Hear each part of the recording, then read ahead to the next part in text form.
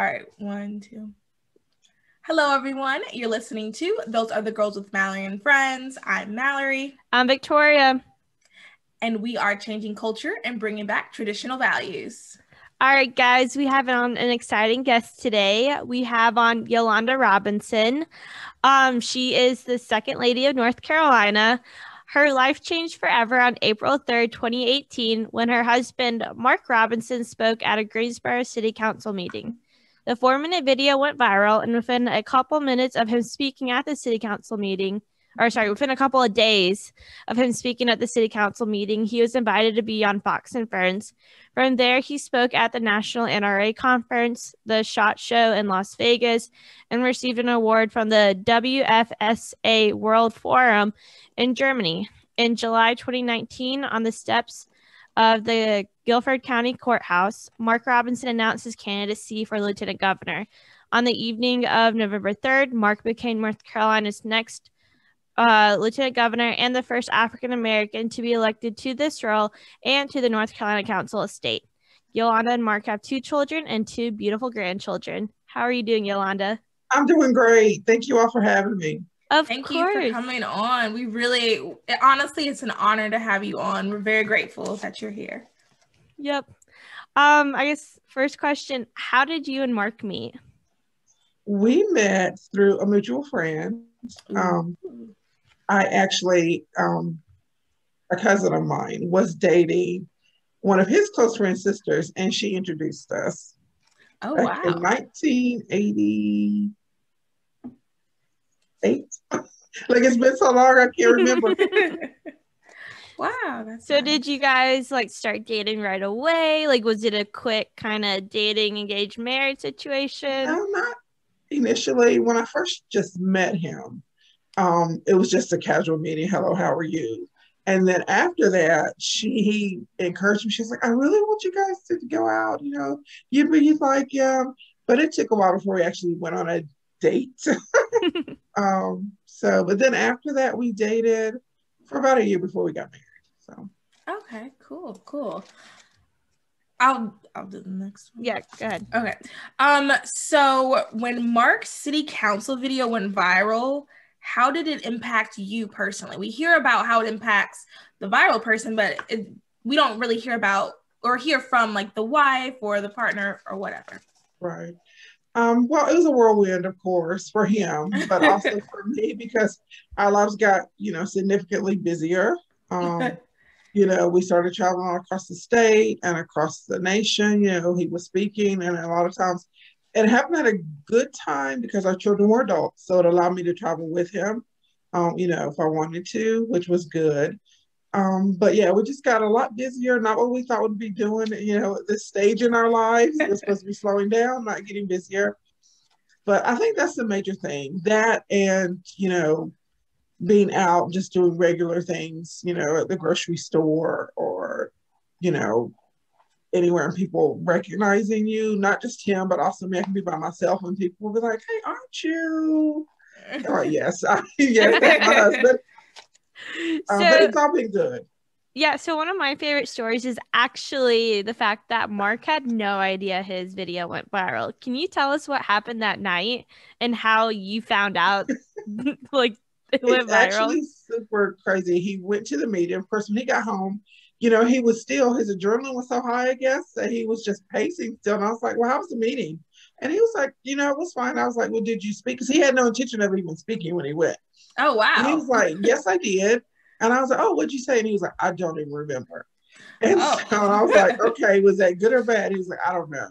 So, we didn't think anything else about it. Went to, I was actually getting ready for bed, and it was like the 10 o'clock news comes on, and I had the news. I didn't have the news on, actually. But my phone, somebody texted me, and I looked at my phone. It was a good friend of mine, and she was like, Yolanda, I'm never up this late. Did I just see Mark on the news? And I was like, I don't know, probably. So then I turned it on, and I was like, oh, yeah, that was him.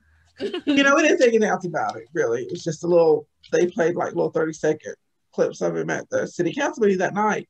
But the next day, which was a Wednesday, I was thinking about 10 or 11 that day, I was at my office, and Mark calls me. He was at work, and he says, hey, Grassroots North Carolina posted the video from last night, and it had at that point, thousands of views. And he was like, "Can you believe this?" And I was like, "No," because he was like, people were calling him, like, "Hey, I saw your video." We were just thinking, okay, 15 minutes, and then it'll be gone, like most things do. But it really never stopped.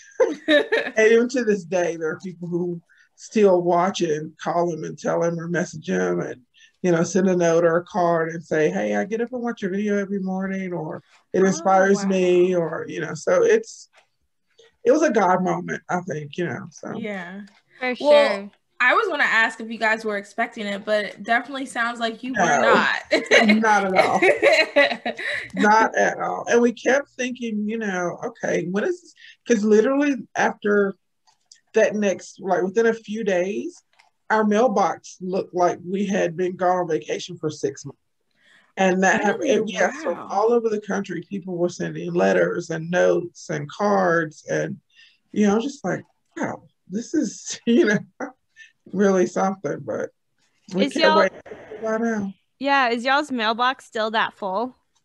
It comes in waves. I think it'll start back up, like maybe somebody will share it to people maybe he never seen it, and then those people, it'll get started back again. But not as well. No, not like that. Not like it was at those first 6 months or so.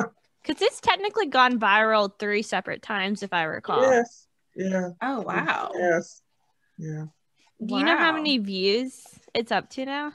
I don't, because it's so hard to keep up, but I know it's well over 200 million, like well over. Crazy. Wow. It's been translated into 2 or 3 different languages. I mean, it's very, I don't know, it's just so surreal when you think about it. Yeah. So yeah. I know you guys have said like that's a God moment. And then when he decided to run for office was another God moment too.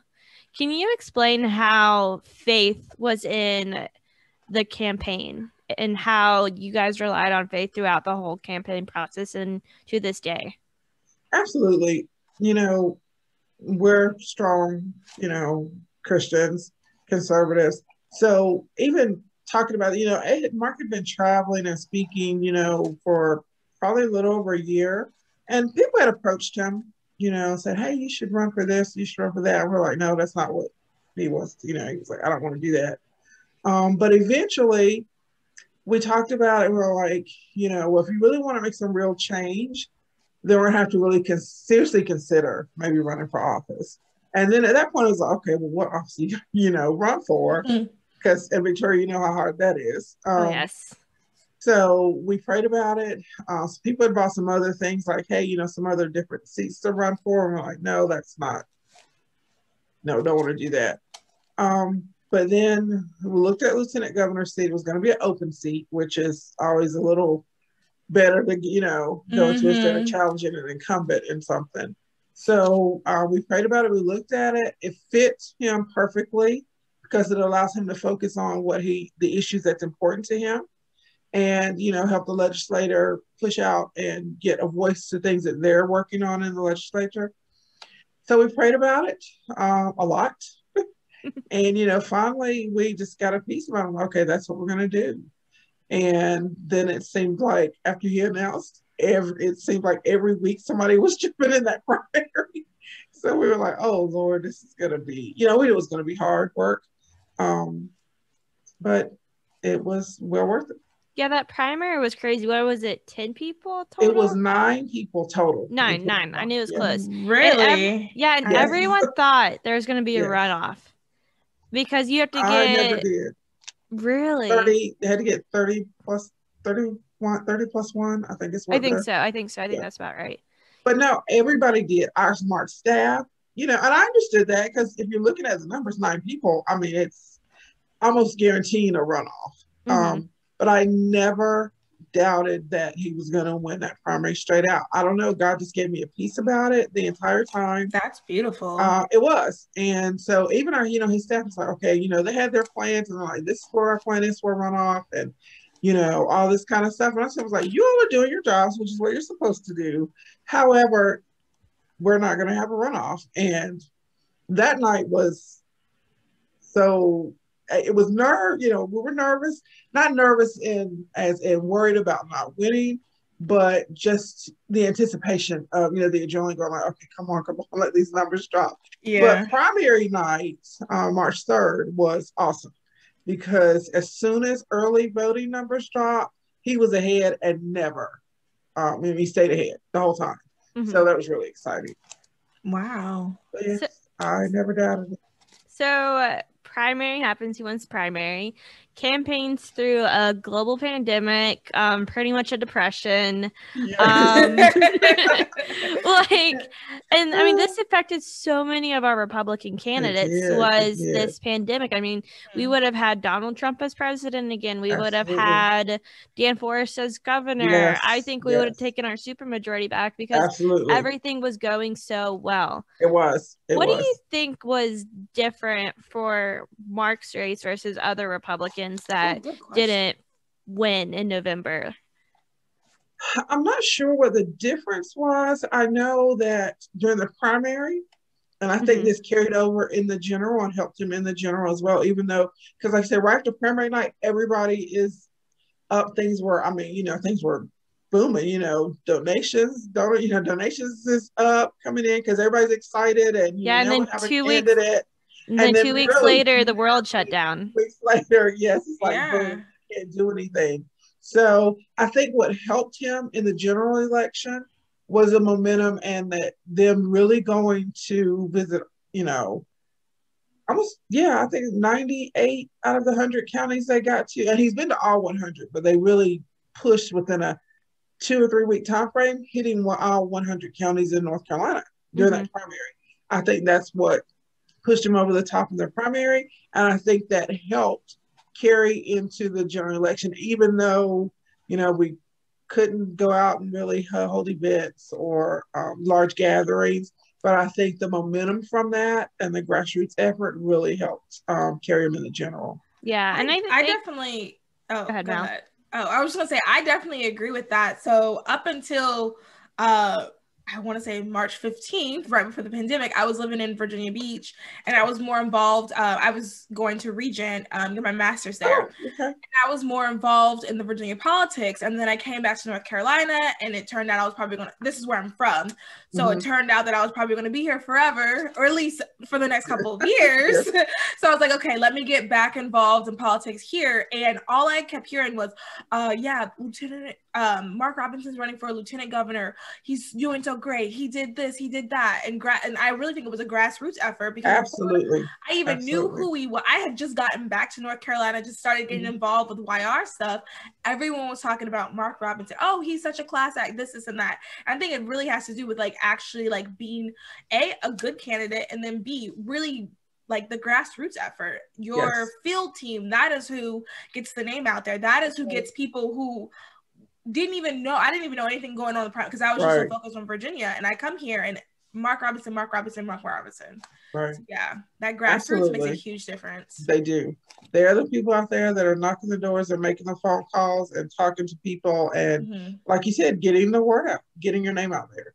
Yeah. I mean, unfortunately, you're one person and you cannot reach everybody. Right. So you have to have, people who are advocating on your behalf and spreading your message, for helping you spread the message. Yeah. Definitely. So fast forward to November 6th. You guys had an event, right, that night? We did. We had an election. A watch party. We had an election watch party. We did. How are you feeling? So the numbers finally came in. Oh, yes. What was your feeling? What happened in that room? It was we had an event, and so there were people there, but we were, Mark and I and our staff and our family were back in what you call the green room, I guess, watching the results when everyone else was out front watching them. And initially we knew what to expect from early voting, because usually Dems turn out larger in early voting, so we were behind when they dropped, so but we expected that. And so throughout that night, we're pacing. Mark's pacing, and he's never nervous usually, but literally probably, walked a hole in the floor because he was just walking the whole night in the back room. And finally, we started to close the gap. after about an hour or so. And then some of our larger, heavily Republican counties were still out. So we're like, okay, they come in and it's closer, and we were still waiting on those, wait and mix things to drop. We're like, because yeah, you know how that is. But as the night run, it probably took, by the time the polls closed, and then we had to post the setup a little later due to some difficulties. However, I guess it was probably around 10 or so, 9:30, 10 o'clock, something.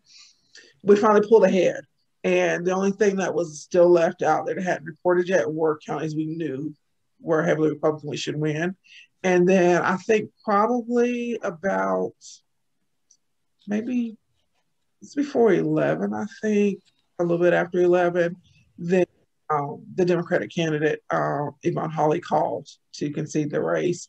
And then the room erupted, and then Mark and I were crying, both of us. And, it was just, it was a moment that you can't imagine. I could not have imagined that, the feeling that you get. It's kind of, even to this day, it's hard to believe, like, okay, you really won. We're working hard, and but you just never know if it's resonating or not. Right. I think as candidates and candidates' families, you kind of live in a bubble because everybody that's around you, of course, between the staff or family or friends, support you. So you don't really know, like, okay, but is that a majority of the people, or it's just the people in my circle? So it was very surreal and humbling, though, that the people of North Carolina almost 3 million people voted for him. That's pretty humbling. Yeah, I mean, he was definitely one of the first races that, I think he's the first it was statewide one of race. That called, that was called.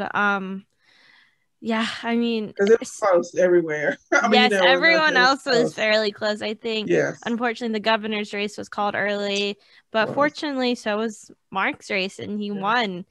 So he was sworn in January 4th, correct? Yes. That was my anniversary. That's why I remember. Oh, yes.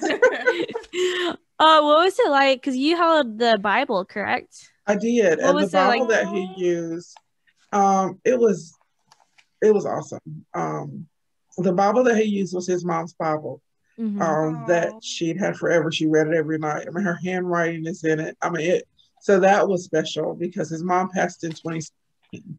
So she hasn't been here to see all of, any of this. Well, she's watching, but she hasn't been here to actually, physically enjoy see it with us. So that was special. Our grandbabies, our children, and our grandbabies were there. So that's something, and he made history, as the first Black lieutenant governor of North Carolina. So those are memories that our grandchildren, our great-grandchildren will be able to look back on, the pictures and the videos, to cherish those moments, Yeah. That was special. Yeah, that's great. That's beautiful. You want me to go? Yeah, you can. Okay.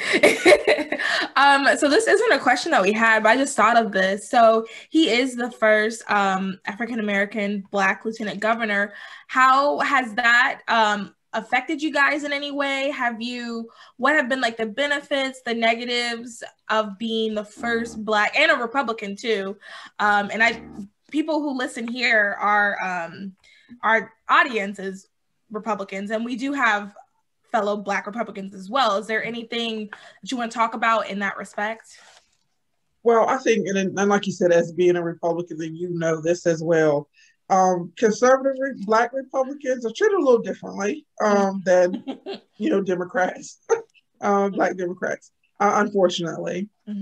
Of course, it wasn't something that we even thought about when he was running necessarily. Right. We knew if he won that he'd be the first Black, especially being a Republican, but it wasn't something that really resonated with us. I don't think, he really thought about it that deeply while he was campaigning. But I think it's a great opportunity for him and for us to be able to show that, hey, people can see another side. Like, there are Black conservatives out there who can run for office and can win, statewide office, can win a statewide race.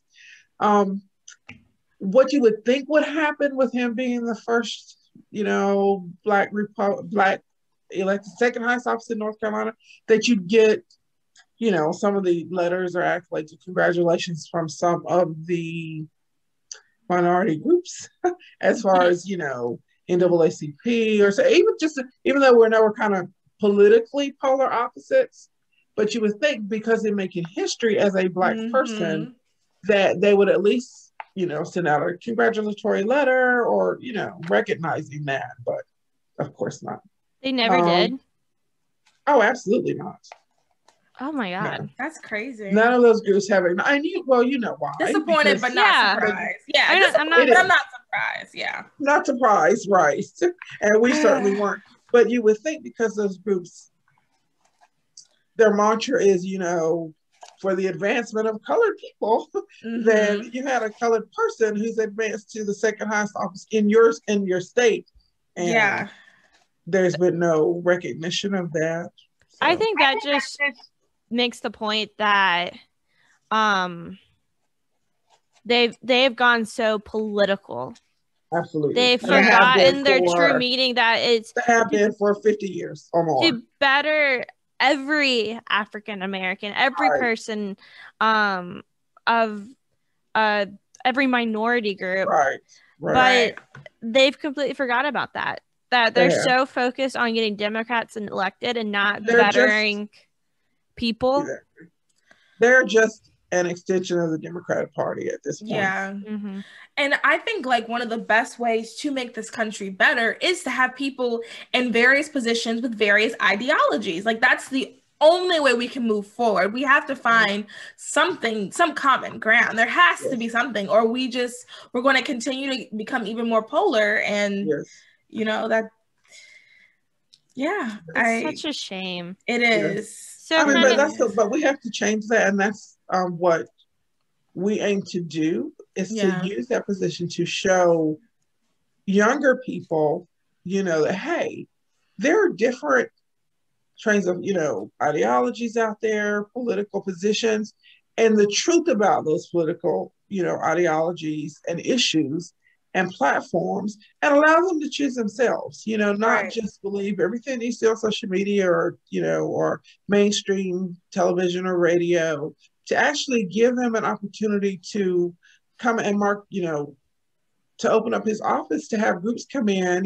from elementary to high school to college students, to come into his office to be able to see that, hey, he didn't grow up with a silver spoon in his mouth. He wasn't, born into a political family, and that this was a track he was always on. But in this country, and he says all the time, you can do and be whatever you choose to be in the United States of America. And that's the beauty of that, is that we do have equal opportunity. It's just a matter of you willing to work for it or not. Yeah. So have you guys tried reaching out to these groups at all? Or how do you plan on sharing that message that you just said, that doesn't matter where you came from or who you are, you can make a difference in this world? Right.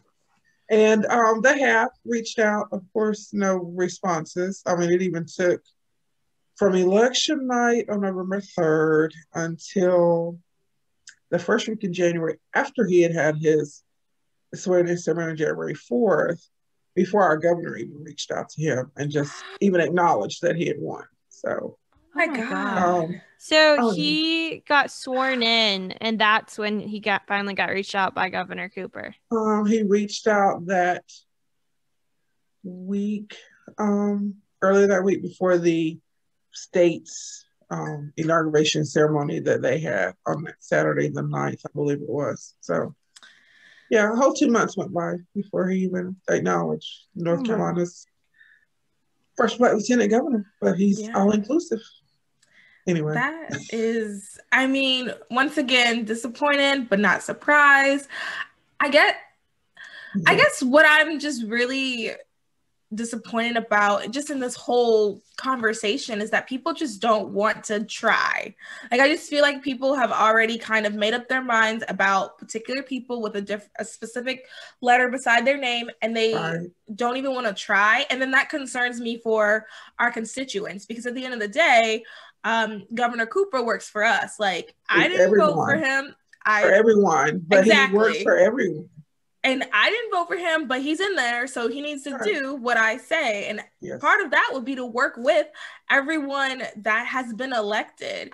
So it's just like, that's so disappointing to me. I really hate that. But it's fine. I mean, we knew that going in, and if you've been a conservative Republican long, then you're not going to get the warm, open, arms from a lot of organizations, and that's okay.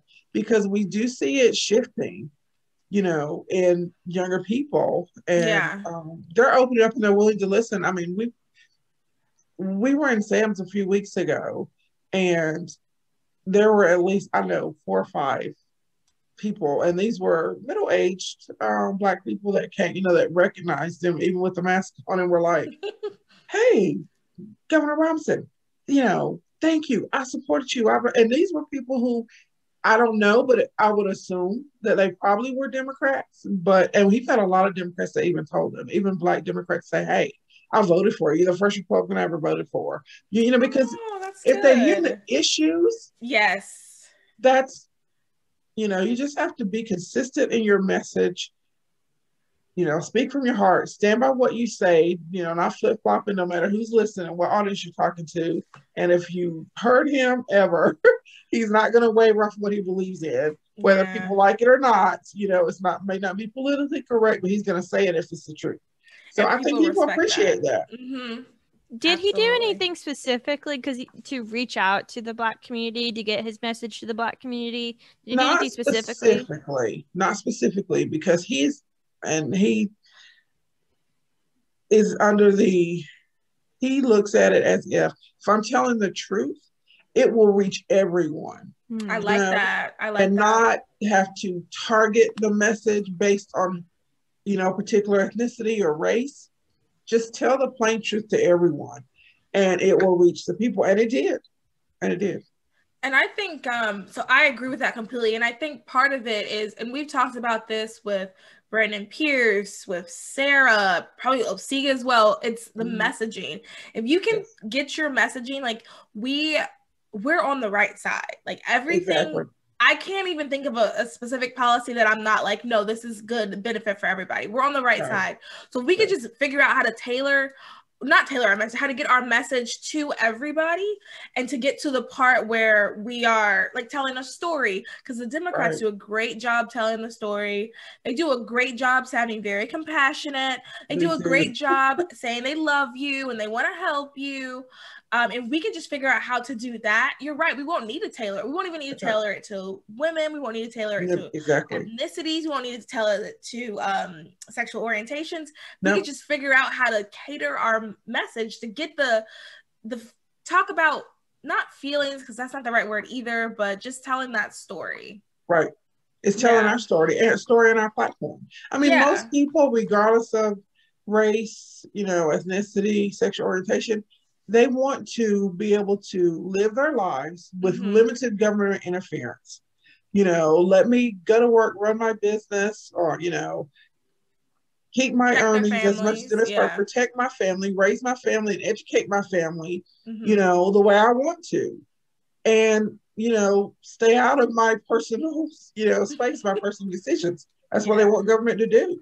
And government has really overreached in our personal lives, of course. Absolutely. Yeah, I think one of my favorite things that Mark has told, I think this is when we had dinner with you guys, he said that both Republicans and Democrats, everyone wants the same thing. They want to feel safe. They want security. They want a roof over their head, food on the table. Yep. The difference is we have different philosophies on how to get there. Exactly. And that's exactly true. Yeah.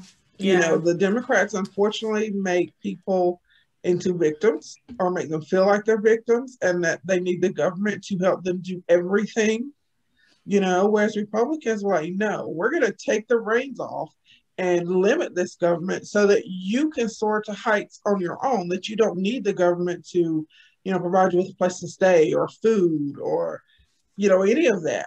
You can do that on your own, and we're going to open up the economy, release, reduce regulations so companies can do this, and you can start your own businesses or, things like that, and allow you to achieve what I call the American dream. Really. Yeah, definitely. So we kind of briefly touched on this. How does it impact you and your family when people make unfair judgments of Mark? Well, he's really good. He has, and I have tough skin too, but I think, Victoria, you probably can relate to this. As a wife, you're real, you're a protector of them like they are of us. So he lets it roll off. It doesn't bother him.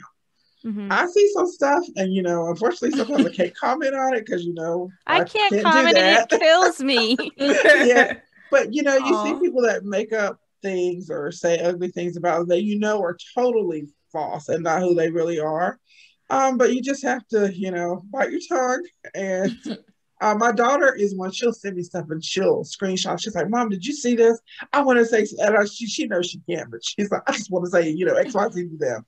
And, so it makes you angry sometimes, but, I believe in free speech. You have the right to say it, so as do we, but sometimes, like you said, I can't really sometimes respond to them the way I would like to and be like, no, you're totally wrong and you're an idiot. But yeah.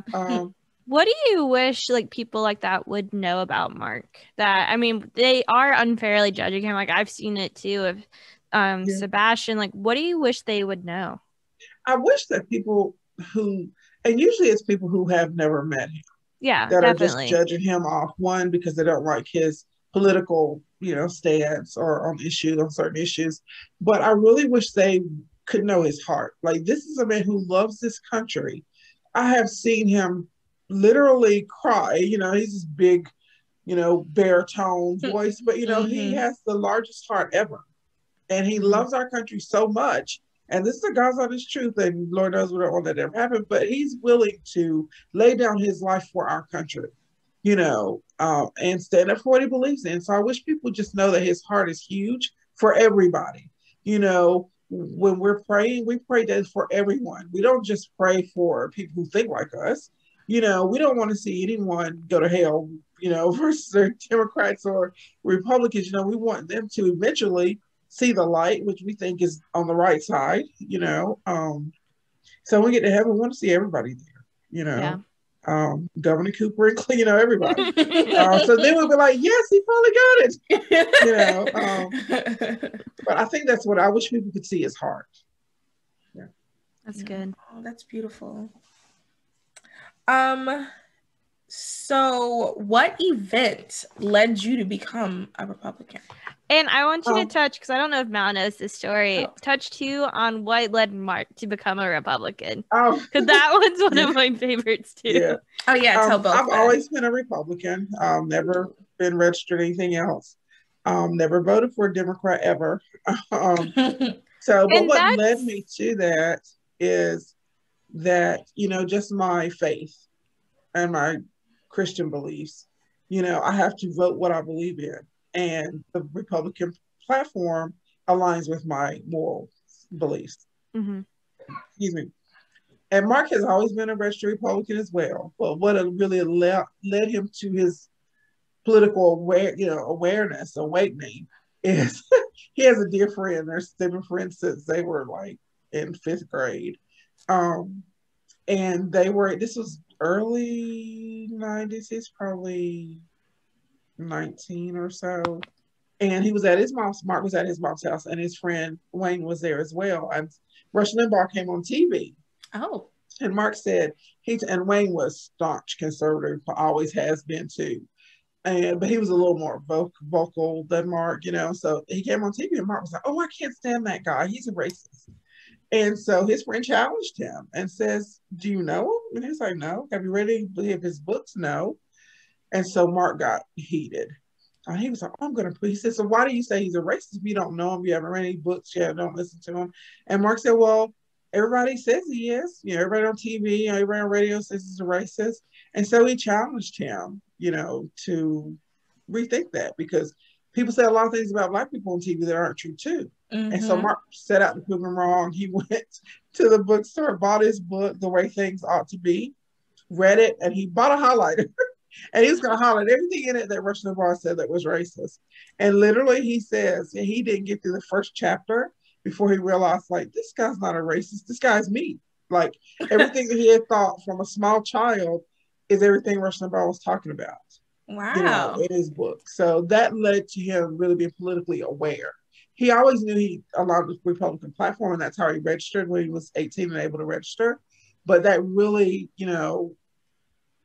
provided him with, wow, that's what I am. I'm a conservative, so yeah, what that meant. So last week was kind of, we were a little sad at this point when Rush passed, because it really was an awakening, and he was a catalyst to, the conservative part of Mark and what you see now. And what he's built on over the years. Yeah. Did Mark ever get to meet Rush? He never got to meet him in person. He did. They did when the video went viral. Rush did play it, and they were, he was on there a couple of times. Oh, that's cool. But he never got. Yeah, that was cool. But no, we never got to meet him in person. Unfortunately. Yeah. So, kind of going back, you said that you registered Republican because Republican values were your values, and we do see that a lot in the Black community, that most of their values are Republican values, but they still vote Democrat. What do we do to kind of as a party be like, hey guys, like, you really believe you're truly Republican? Like, how do we get that to them, like, not convince them, but kind of open their eyes? Yeah. We talk about that all the time. Even in our own family, we have people who are still Democrats. A lot of them changed to either Republican or Independents to vote for Mark in the primary, which is good. That's the first step. That's sweet. But we do have but it's always baffled me as well as to how, because if you're talking strictly with people on issues, and if you're talking strictly with Black people, minorities on issues, they are very conservative. If you're just talking about where they stand on an issue. But then when they go in the voting booth, just because somebody has an R beside their name, they'll vote for the Democrat, not even knowing where that person stands on the issues. And I think they may realize it, but just they have some mental block against voting for a Republican. And so when you talk to people about it, I guess it's because, one, a lot of it, they're just following what they've always done and what their parents did, and what, it's just tradition. It's not even based on them being politically aware or researching the candidates and where they stand on issues. They're just doing it out of tradition. I think the way we change that is that we have to tell our story, the story of the Republican Party. And Mark says it all the time. You have to tell our story, because we are the party of freedom and equality for everyone. That's why we started. But we have to tell that. We have to tell it. I like Mark. He says this. We have to tell our truth as loud as the left tells their lies. Oh, I like that. Just sit back and be, play offense all the time, which is frustrating for those of us who like to see our, party fight for what's right, and be the ones to put our message out there first, instead of allowing the media and other people, Democratic Party and the leftists, kind of set the narrative as to who the Republican Party is, because we know that's not what we are, and that's not why we're founded. It's not what our platform is. So I think if we start actually telling the truth and touting our platform to everyone, people like, hey, and telling our history of the Republican Party, people will realize, like, okay, yeah, everything they say I agree with, but I don't agree with these people. And I think it will get people to start doing, like, the reason I registered to be Republican is that you will have to start voting your values. I mean, these are people who are, Christians, they attend church regularly, and they want, like you said, they're hardworking people. They want to be left alone. They want to be able to keep as much of their hard-earned money as they can and lower taxes. So we have to just start telling our truth, and the media is not going to tell it for us. I mean, we know they're not, so we have to create a platform, I think, or, a way to get our message out there. If it's social media, which, they're trying to stop us from even doing that now. Yeah. But we have to be creative in the ways that we get our message out to people. Yeah, that's one of the goals of this podcast is I do, like, even as you were speaking, I was like, how can we maybe do like a week of this is the Republicans' platform on this issue, and then another week we have this issue, because I do think if we can just get people to understand the issues where we stand, then I think we'll be a little bit, it could move the needle at least a little bit more. Right. And that's all it takes is to move it a little. Yeah. Because if you move it a little, those people, and this with anything, once one person's eyes are open, they're going to tell other people like, hey, I found this out. Did you know this? Well, I found it out by going here. Well, you need to read this or read their platform or listen to this person, or something. So it only takes to move it a little to end up moving it a lot eventually. Yeah, definitely. Yeah, no, those are good ideas. I like the idea of doing like a week of like, okay, this is our platform. Yes, because I've talked about this before on our podcast. I'm currently reading a book on the history of the political parties in the U.S. because I'm determined, because we were taught as kids that the Republicans and Democrats flip-flopped after the civil rights, and I'm like, and I'm determined to prove that point wrong. It is not true. It's not true. So no. I'm up to, I think I'm right before the Civil War era, where I am like the 1850s when the Republican Party like forms, and it's crazy how similar like everything is, and it's like how similar like what's going on like today happened back then. Like the fact like having biased media is not a new thing. It's not a new thing. It happened like very first political parties. They literally each party created their own newspaper to make themselves feel better. Right. And like put their points out. But I do find it interesting. So technically the Democrat, and if you really want to piss people off, technically the Democrat Party, or first, like one of their first names were Republicans. So technically, we're all Republicans here. Right. But it's been interesting kind of reading how the Democrat platform, they've been founded, I think it was like 1820s, like it was the early 1800s. And like, that's when the party was founded, and how much they've changed and how they keep changing, where it seems like the Republicans we've kept our values pretty much since our party was founded prior to the Civil War. And just a side note on that, values don't change. If something is right, then it is right, no matter whether the sun is out or the sun is down. Like that, right. I really like that. That's good. Yes. So what is the role of the second lady in North Carolina? Well, the role of the second lady is almost kind of like Mark's role. I get to pick up issues and, champion the issues that are important to me, which one of those is education, of course. And so in April, I'm going to be starting to host what we're going to call tea times at the Lieutenant Governor's Mansion with different groups of ladies groups around the state. They'll be invited in different groups, at different times, but to where we can discuss the issues that we're trying to champion and give them some, action items that they may be able to take back to their communities to, help us with those issues. So those will be coming soon. I think April is when we're going to host the first one. So be on the lookout for that. That's exciting. Love that. Yeah. So you said education. Is there any other issues right now you can think education, of course, we're very, 100% pro-life. So that's another important issue as well that I want to focus on and champion and get a lot. And that's another area that I was just speaking with a lady last week. And she's a Black lady here in Greensboro. And our issue is that, we're pro-life, and as Republicans, our platform is pro-life, but it's so difficult when you go out. I don't know if you've been out, but if you ever go to the Love Life, marches on Saturdays, or if you pray, if you go out to the Planned Parenthoods, most of them are located in predominantly minority neighborhoods.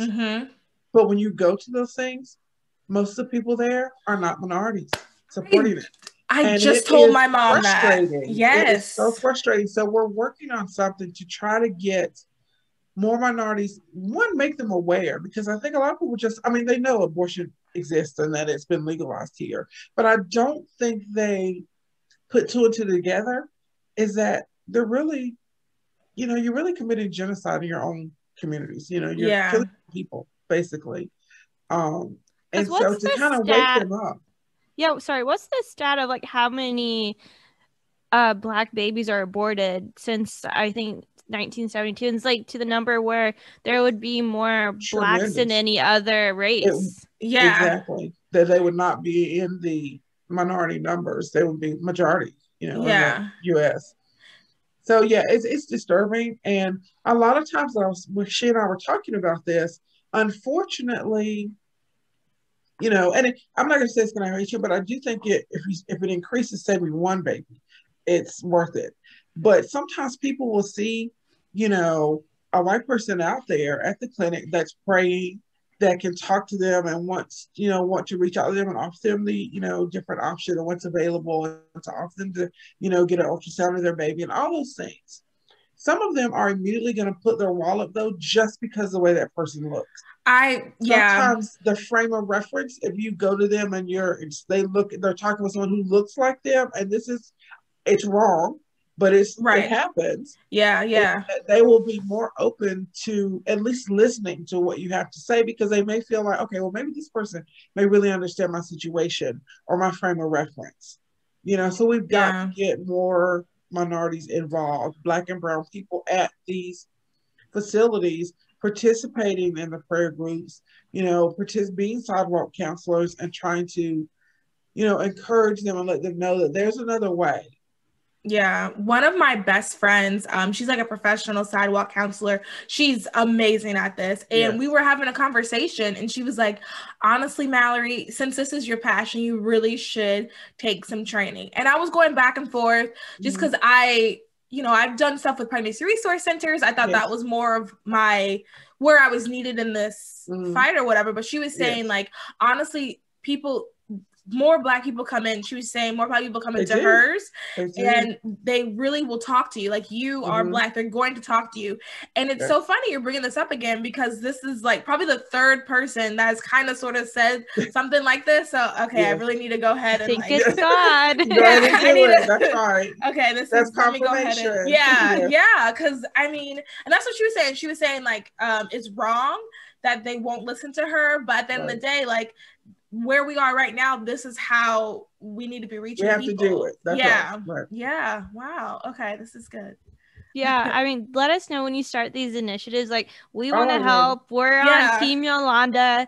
Like, we want to do what we can. Love to do a tea time. I'm even thinking of a few girls that I can even be a team to come up to. I'm thinking of a few people. Like, let us know whatever you need help with. We want to help you. We want to get the word out. We'll use our platform in any way, because we're in this together. Yeah. Absolutely. And Yolanda, Mallory's big. Mallory's big into the pro-life movement. She was down in South Carolina lobbying for their heartbeat bill. She was one of the Amy Coney Barrett Justice Squad members up there. So, up there when she was getting confirmed, Mallory was up there like supporting her with Students for Life. And so she's like very involved with all of that and has a lot of connections. With we'll have to keep in touch. We've got to figure out something and work on, like you said, increasing the presence of minorities out there as sidewalk counselors. Absolutely. Definitely. Let me know. I definitely this is good. And I think that also too, I just love that you guys are wanting to work with us, just regular old constituents that vote. That's so, I think people think that when you're a politician, they just go up there and then they make their own things. They don't really care about us. But like the fact that you even want to have conversations with women's groups or anyone who comes, really, that's amazing. And I hope everyone listening is thinking about that too. Like, we obviously live in a great state with an amazing lieutenant governor, but I'm sure in other states, y'all probably have an okay governor. No, I'm just joking. But we don't like the governor. So, you guys have, I'm sure it's a similar situation in other states states as well. So seriously, like, talk to those people who are in charge, talk to them, try to build some sort of relationship, some sort of connection. Absolutely. And, I guess that comes from because we are regular people, like I said, Mom was working her, regular job. We were just living our lives. So it's not that we've always been in this, like I said, we've always been active and, voted and all that kind of stuff and exercised our rights. But as far as like running for office and being, politically savvy, right, we haven't done that. And so I think what we bring to the office is, hey, we're everyday American citizens, and so that's how we are going to lead, is that our constituents are everyone, and people that voted for Mark, Democrats or Republicans, he represents everyone. And so, his office is open, and he's willing to listen to everybody and, champion the concerns of all citizens in North Carolina. I think that's important.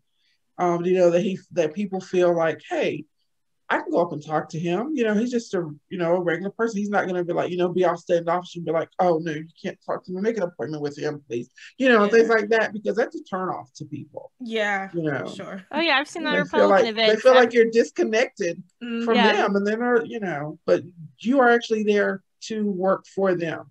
Absolutely. Like they're your bosses. You're not their boss. They are your boss. So you better be there to listen to them, or you won't be there very long. Oh yeah, I mean, I saw that at the precinct meeting we had over the weekend. Like everyone just coming up talking to Mark, and it was just like a constant flow. He doesn't meet strangers, and never has. I mean, what you get, and that's another thing I wish people knew, is that the person that you see now and that you've seen the last few years, that's who he's always been. He's always been the conservative, strong, ready to fight for what he believes is right. So he has always been that person. So it's not that he gave that speech and all of a sudden he changed to this person. He's who he's always been. And it's good to see God reward him for being who he's always been. Amen. I like that. I think that's a good note to end on, because I think we're almost at that time. I have one more question. Oh, okay. Go ahead. Are you or Mark planning on writing a book? Ooh. Mark is. It's actually almost done. Yeah, I can't wait. Let him know I will read the manuscript if he needs someone's opinion. I'll give him my 2 cents. You can ask Sebastian. I'm not afraid to give my opinion. Yes, but that's something that it was really ready to go at the end of during the primary, right before the primary. And then after he won the primary, we were like, okay, we need to wait and add this part of the general election and, going through that. Now he's won. So he's just finishing up some, later chapters and all this whole process, the general election and him being lieutenant governor. So yeah. So hopefully by this summer we should. Oh, that's soon. Is that when it'll go out or just kind of get finalized? We're shooting for that by fall, because like I said, it was almost completely done anyway. Yeah. They're just brushing up some final chapters. Is it like a big like publishing group he's working with too, or is he going to do it? What's the word? He's self-published. Yeah, it's not going to be self-published. Okay, it will be through a publishing company. Yeah. Nice. Oh, that's so exciting. Yeah, for real. It's a good story because it's a story from, actually it was the way they started, a little bit of his childhood and background, but it was from the city council speech through this whole whirlwind thing, Yeah, because it's such a crazy story. No one will believe it if you told it to him. No one will believe that story. It's going to be a great movie someday. Oh, Lord. Yeah. So if this turns into a movie, who do you want playing you? Yeah, oh my gosh. I was just going to say that, yeah. I have no idea. I have no idea. What about Mark? Who do you think would play Mark? Oh, Denzel Washington. I know. That's a good one. He would do it really Morgan well. Freeman. I'm trying to think who could play him. Yeah, Denzel could do a good job with that. But who could play me? I don't know. Probably, and she does a little bit of acting, but Tamala Mann, maybe. I love her, just, she's a singer, gospel singer, and she does acting too. But I don't know. That's, Lord, I can't even. What about the woman from what about the woman who's like the lead scientist from Hidden Figures? Oh my goodness. Oh yes. Yes. I know exactly. Oh gosh, what is her name? I see her face. Me too. And she can act her butt off. She can. Oh my gosh, she will Absolutely. be great. We've already got the cast. Okay, Denzel and her. What is her? I can't remember her name. Tarish Henson. Tarish Oh. Henson. Oh, I was thinking of Octavia Spencer. Octavia Spencer. Yes, That's what I was thinking of. Octavia Spencer. Yes. Octavia Spencer would do a good job. Yes, oh my goodness. All right, you guys here, Denzel Washington, Octavia Spencer. Yes, we've got the cast already. So anybody comes calling, we're like, okay, we know the two people want to play the main roles, okay? Man, that would be a good movie. That would. Man, all right, well, Yolanda, thank you so much for joining us today. We had a great conversation. We have to do this again. We still have questions to ask. Yeah. Okay. Awesome. It was nice meeting you, Mallory. Victoria, thank you so much. Of course, it was so nice seeing you as always. All right. Yeah. Well, you guys have a good night. Thank you. You as well. All right. Bye-bye. Bye. Okay, I haven't stopped recording if you want to do the end. Oh, sure. Everyone, thank you so much for listening. This was such a great conversation. Please do not forget to rate, subscribe, review. We are here summit coming up. Just like Yolanda was saying, we have to get our message out, and at this conference we will help you learn to get that message out. Yes, absolutely. The only way you can be able to win our giveaways as well as the RSVP. So make sure you RSVP. If you go to our website, click events, it is the only event we have on there, so you'll easily find it. And also too, if you really like what we're doing, consider making a donation. Also, if you really like what we're doing, consider buying some merch and telling the whole world that you are an other girl. All right, y'all. Bye, guys.